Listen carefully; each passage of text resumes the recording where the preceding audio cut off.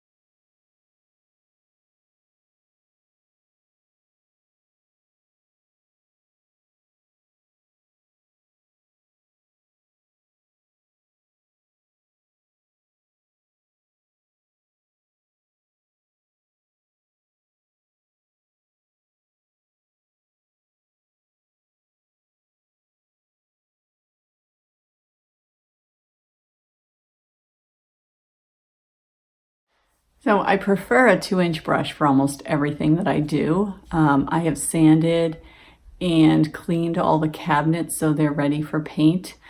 For this particular situation, I'm going to use a 1.5-inch angle brush and a 1-inch angle brush for the tight spots so that I'm nice and neat. If you're not a person who has a steady hand and can't keep your lines straight, you might want to tape off your areas. The other thing I recommend is having a nice wet cloth with you in case you get any drips or smudges. You can wipe them up right away, and then it makes your outcome a lot better. Okay?